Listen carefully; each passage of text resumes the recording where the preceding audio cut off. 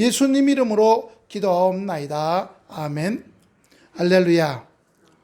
오늘 본문에 보면요, 맥추절하고 수장절이 나와요.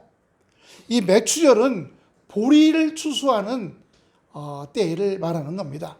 수장절은요, 가을에 밀을 추수할 때고 또한 과일을 추수할 때라고 보는 겁니다. 그래서 그 한 해의 최종적인 추수는 결국 수장절이죠. 가을에 견과류 또 과일들, 우리가 그 대추 이렇게 큰 거죠. 그거 한번 제가 남대문 시장 가면 판다 그러더라고요. 한번 사다가 한번 가을에 우리 추수감사 할 때 한번 또 한 번씩 먹어봤으면 좋겠어요. 하여튼 하나 크게 이만해. 대추가 우리나라의 대추 한 알이 우리나라의 큰 거에 비하면 한 5배, 또 작은 거 하면 한 7, 8배 되는데 달기는 말할 것도 없고요. 그 안에 지방질도 많아요. 불을 붙이면 대추에 활활 불이 붙어요. 예.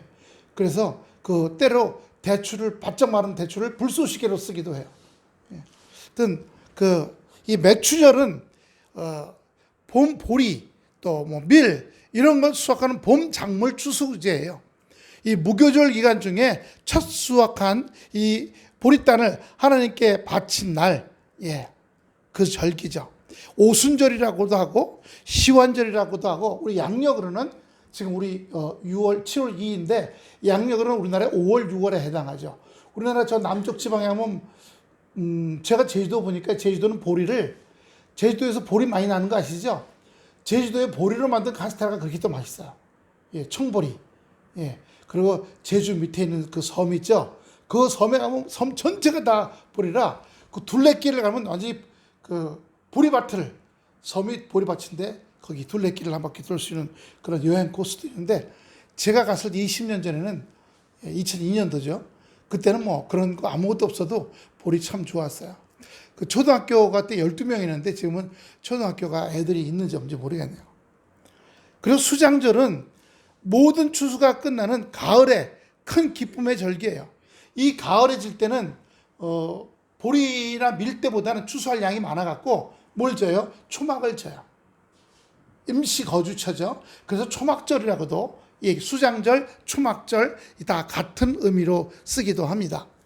그래서 그 초막을 짓고 생활하면서 추수를 해요. 이스라엘이 40년 동안 광야 생활을 했잖아요. 광야를 생활을 한 다음에 그 다음에 어떻게 됐어요? 들어와서 가나안 땅에서 들어오기 전에 초막을 짓고 텐트를 치고 살았죠. 그래서 또 초막절이라고도 얘기합니다. 하여튼 일주일 동안 양력으로는 9월, 10월에 해당합니다. 오늘 보면요, 맥추절을 지키라. 이는 내가 수고하여 밭에 뿌린 것에 첫 열매를 거둠이라. 이 밭에 뿌린 것은 아까 우리가 이쪽에 시편 말씀 보죠. 시편 126편 보여주세요. 5절, 6절.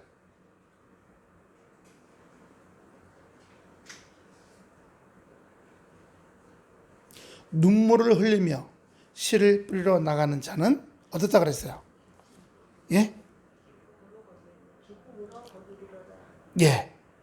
우리가 이 기쁨으로 거둔다는 이 말씀이 우리에게 참 감사한 거예요. 하나 더 볼까요? 요한복음 7장 37절 38절.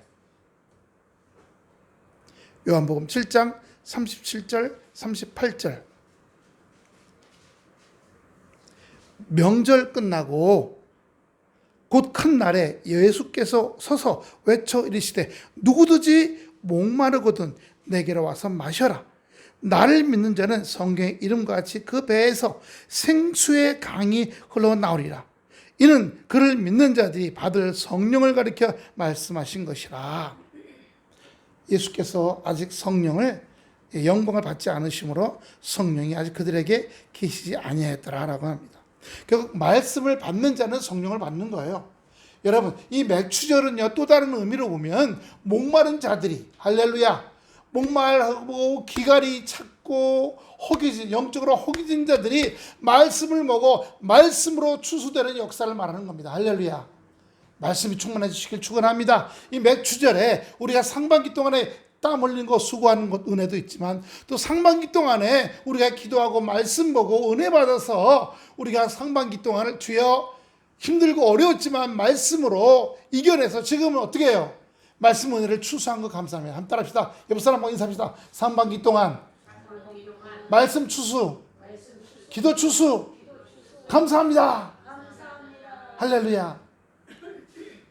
그런데 잘 관리를 안 해가지고 알곡이 없고 키를 다 하고 나니까 키 바닥에는 다 날아가고 알곡 한 줌밖에 없어.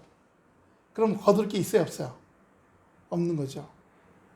그냥 되는 게 아니라 땀을 흘리고 어떻게 눈물을 흘며 씨를 뿌리러 나가는 자는 기쁨으로 거둔다고 하는 거예요.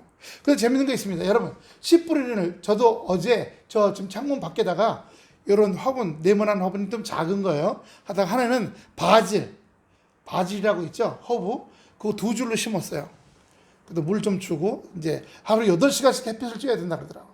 그래서 그쪽에는 또 하나는 케일을 심었어요. 어떻게 나올지 조그만 떡잎들이. 그래서 지금 굉장히 신경 쓰고 아침에 오자마자 그냥 저기다가 갖다가 물 살 뿌려서 주고 햇빛에 쫙 내려면 12시부터는 햇빛 찡찡 맞아요. 그 고무나무가 햇빛만 보고 이렇게 끼워버렸는데 우리 조동명 선생님 얘기 말씀대로 돌려놔야 될 것 같아. 너무 이렇게 인사를 하고 있어. 저 길을 향해서 인사를 하고 있어. 그래서 지금 돌려놔야되는데 하여튼 그거 나오면 앞으로 우리 음식 먹을 때 바질 잎사귀도 좀 뿌려 먹고, 예, 케일도 좀 잘라 먹고, 여러분도 분양도 좀 해드리고, 예, 씨 많이 뿌렸거든요. 2줄로 그냥 이렇게 딱딱 2줄로. 그래서 우리 뭐 유명한 고급 음식 보면 바질 다 들어가죠. 바질 잎사귀 아주 향기롭게 그것도 좀 좋다 그러더라고요.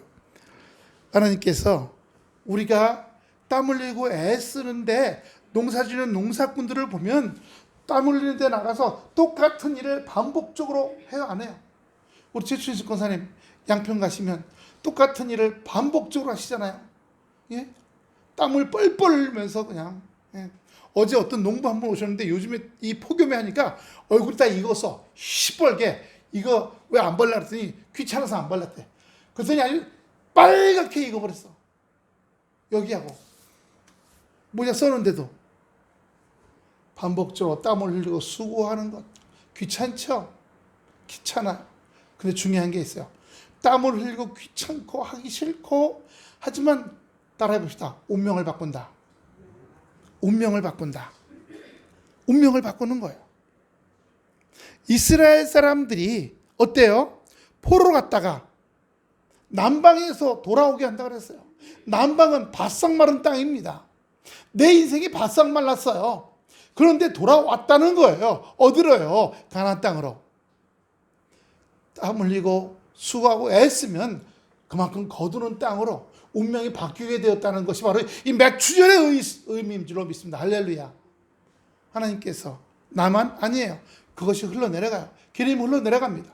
기름이 흘러내려 자녀들에게, 그 자녀가 자녀들에게, 마음에서 마음으로, 심령에서 심령에게. 우리가 복음이 왜 중요하다고 하는 겁니까?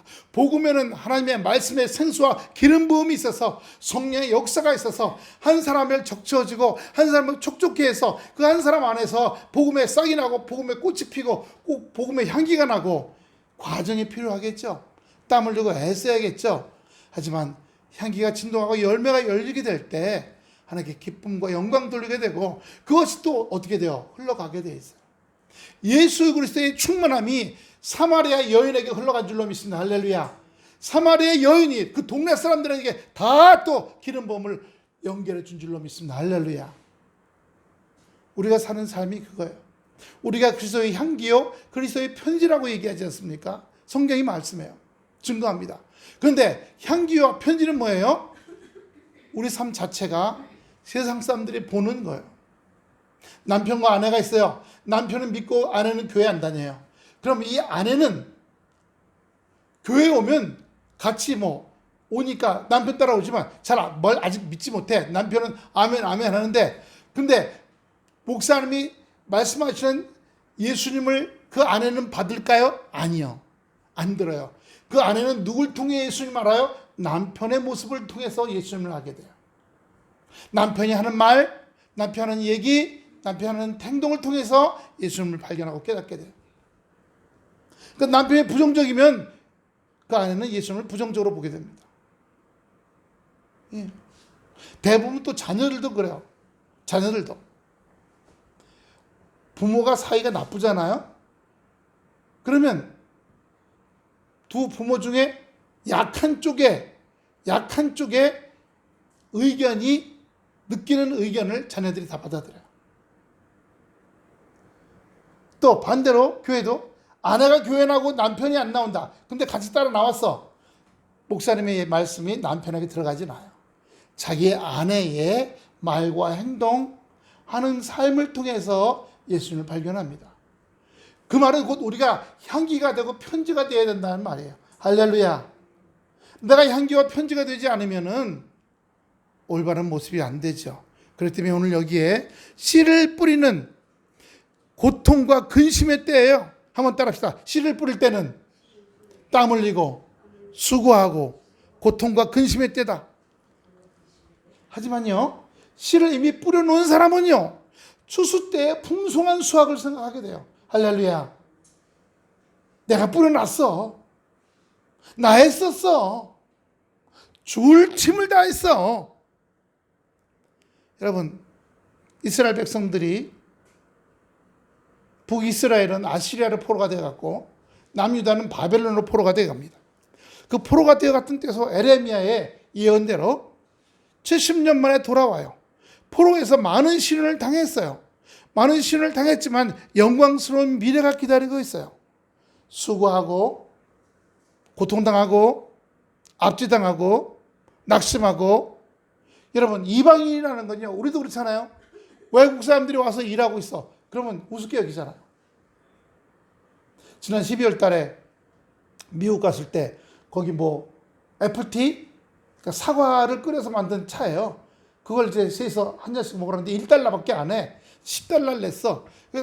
3달러 내고 7달러, 그 7달러를 받은 걸 거기 헌금, 기부금 하면 딱 이렇게 넣었어. 그런데 그 과정에 이제 따라주고 한 잔 주고 따라주고, 그리고 잔돈 주고 5달러짜리 하나 주고 그다음에 1달러 2개 주고, 그래서 그걸 다 넣고 하는데, 그 여자 한 40대 후반 50대 된 그 백인 노란머리 아줌마가 눈길을 한 번도 우리를 쳐다보지 않아요. 얘기하니까 딱 듣더니 그 다음부터 이렇게 전혀 안 봐. 잔돈 딱 주고 10달러 받고 고개 들고 이러고 있어요. 인종차별하는 거 아닌가요? 인종차별해요. 근데 그날 거기 행사는 백인들만 하나 봐. 히스패닉도 본 적이 없고 희극인도 보기도 없고, 딱 우리 아시안 3명만 딱 있어. 몽땅 수천 명이 다 백인이고 차별하는 거. 그러니 바벨론에 포로를 갔던 이스라엘 사람들이 고통당하고 압제당하고 낙심하고, 그러나 에스겔의 표현대로, 에스겔은 바벨론에 포로 되어갔을 때의 선지자야. 포로 중 선지자야. 에레미야는 포로 전의 선지자고, 이 에스겔이 가가호호 다니면서 복음을 전하고 희망과 인내와 기다림을 선포했어요. 이 기다림의 때, 눈물을 흘리며 씨를 뿌리는 게 기다림인 거죠. 믿음으로 극복하니까 상급을 잃지 않게 된 줄로 믿습니다. 눈물을 흘린다는 것은 기쁨으로 바뀐다는 얘기입니다. 그러므로 하나님께서 우리에게 이런 놀라운 은혜와 역사 속에 함께 하시겠다고 하는 거예요.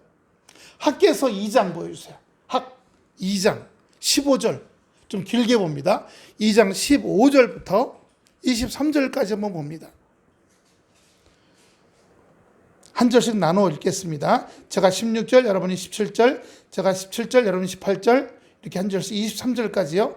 이제 원하건대 너희는 오늘부터 이전 곧 여호와의 전에 돌이 돌 위에 놓이지 아니하였던 때를 기억하라.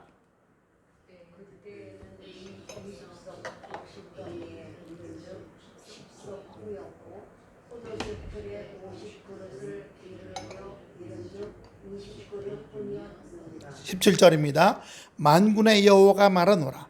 내가 너희 손으로 지은 모든 일에 곡식을 마르게 하는 재앙과 깐부기 재앙과 우박으로 쳤으니 너희가 내게로 돌이키지 아니하였느니라. 18절 시작. 너희는 오늘부터 이전을 추억하여 보라. 9월 24일 곧 여호와의 전 지배를 쌓던 날부터 추억하여 보라. 19절 제가 읽습니다. 곡식 종자가 아직도 창고에 있느냐? 포도나무, 무화나무, 석류나무, 감람나무에 열매가 맺지 못하였느냐? 그러나 오늘부터는 내가 너에게 복을 주리라. 20절입니다. 시작. 그달 24일에 여호와의 말씀이 다시 학계에게 임하니라. 가라사대 21절입니다. 너는 유다 총독 스룹바벨에게 말하 이르라. 내가 하늘과 땅을 진동시킬 것이요. 22절 시작. 열국의 보좌를 엎을 것이요 열방의 세력을 멸할 것이요 그 병거들과 그 탄자를 엎드러뜨리니 말과 그 탄자가 각각 그 동무의 칼에 엎드러지리라. 같이 했습니다. 시작. 만군의 여호와가 말하노라. 스알디엘 아들 내 종 스룹바벨아 여호와가 말하노라. 그날에 너희가 너를 세우고 너를 인장으로 삼으리니 이는 내가 너를 택하였으며 만군의 여호와의 말이니라 하시니라. 아멘. 여기 중요한 게요. 15절과 18절이에요.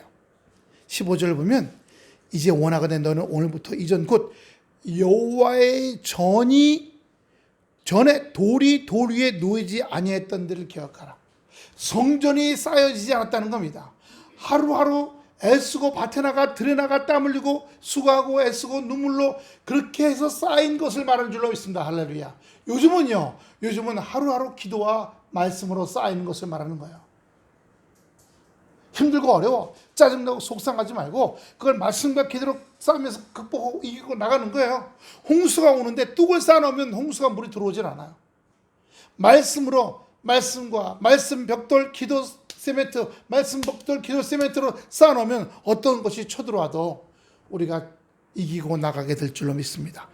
그런데 15절은 돌이 쌓이지 않았다는 사실이에요. 근데 그때는요 20그루 곡식 더미에 이른 즉 10그루밖에 없었다는 거예요. 추수하면 반타작밖에 안 돼. 네. 원래 10가마 나오는데 5가마밖에 안 나오는 정도밖에 안 됐다는 거예요. 왜요? 흉년이 오고 우박이 떨어져 가지고요. 포도즙에는요 50그루를 했는데 20그루 50항아리가 나오는데 이제 20항아리밖에 안 나왔다는 거예요. 포도도 다 가뭄이 들어서 떨어졌다는 얘기죠. 그런데 18절 보세요. 너는 오늘을 이전을 기억하라. 아홉째 달 24일 곧 여호와의 성전 지대를 쌓던 날부터 기억하여 보라. 여호와의 성전 지대가 쌓다는 것은 말씀과 기도가 충만했던 것이요. 말씀과 기도가 힘들고 어렵지만 하루하루 해나가는 게 그 위에 계속 이어져 나가는 겁니다. 여러분 할 수 있으면 가정 예배들 드리시기 바랍니다. 그거 아니에요. 여러분 그게 성전지대를 쌓는 일이에요. 성전지대를. 그래서 우리 수요일날 하는 이제 수요일로 바뀌었습니다만 수요 영성훈련도 이게 빠지지 말아야 되는 거예요. 쌓는 일이에요. 복을 쌓는 일이에요. 무너지면 그러면 깐부기와 어떻게 됐어요? 재앙과 우박이 쏟아져 아무것도 반타작도 안 된다는 얘기예요. 그래서 18절에 성전지대를 쌓던 날을 기억하라. 15절에 성전 내 돌이 놓이지 않던 때를 기억하라. 15절은 성전을 쌓지 않았다는 거예요. 18절은 성전을 쌓기 시작했다는 겁니다. 성전을 쌓지 않을 때는 재앙과 깐부기 재앙과 우박으로 쳤다는 거죠. 하지만 성전지대를 쌓기 시작하면 곡식 종자가 창고에 넘치게 되고 각종 나무의 실과가 넘치게 되고 복을 주리라 라고 말씀하신 거예요. 하나님께서 어떤 자들에게요? 어떤 자들에게요? 어떤 자들에게 어떻게 말씀하시는 거예요? 하나님께서 우리에게 역사하시는 겁니다. 시편 126편 6절 다시 보여주세요. 울며 시류를 뿌리러 나가는 자요. 울며 기도하러 오는 자. 울면서 말씀을 보는 자.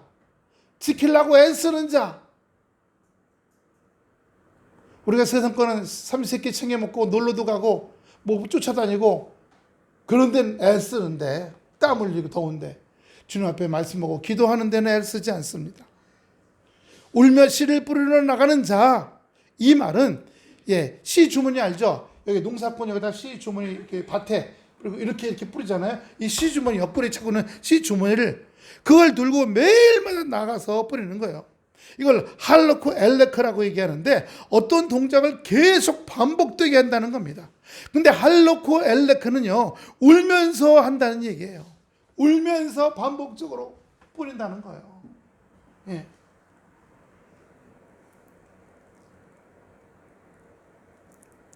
울지 않고는 발걸음을 옮겨 놓을 수 없는 상태라고 얘기하는 겁니다. 노셰, 메셰크 하자라. 그의 시주문을 들고 울면서 종자 창고에서 자루에 종자를 덜어내서 나와 울면서 종자 씨를 뿌리는 사람들이에요. 너무 단조로워요. 그렇지만 지속적으로 반복적으로 해야 되고 환경이나 날씨나 눈물이 날 정도로 고된 일임에도 불구하고 꾸준히 씨종자를 덜어내 와서 밭에 뿌리는 자가 오늘 여기 울며 씨를 뿌리는 겁니다. 내 인생에 울며 씨를 뿌리는 역사가 되기를 축원합니다. 자기들의 인생에, 각자의 인생에 그렇게 씨를 뿌릴 때에 여러분의 삶에 재앙과 깐부기와 우박이 떨어지지 않게 되고 여러분의 자녀들의 삶에도 이런 은혜의 역사들이 있게 될 줄로 믿습니다. 맥주절을 지키라. 결국 뭐예요? 성전지대를 쌓아라. 결국 뭐예요? 울며 씨를 뿌려라. 울며 씨를 뿌리는 건 뭐예요? 눈물로 말씀과 기도를 쌓으라는 말씀인 줄로 믿습니다.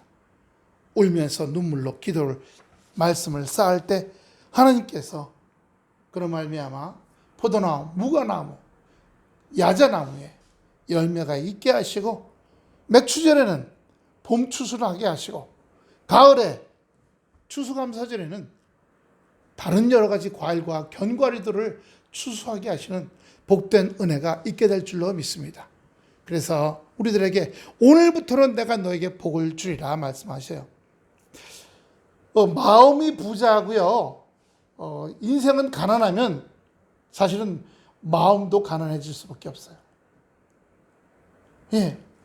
마음도 부자지만 마음이 부자면서 물질 부자는 아니더라도 그저 문화생활하고 자녀 교육시키고 할 정도의 삶은 따라와야 돼요. 마음은 부자인데 이 떼거리가 목구멍에 포도총인 이런 생활이 되면요. 그거 먹고 살려고 사방으로 이리 뛰고 저리 뛰고 땀 흘리고 쓰고 하다 보면 은혜 다 깨져요. 다 깨집니다.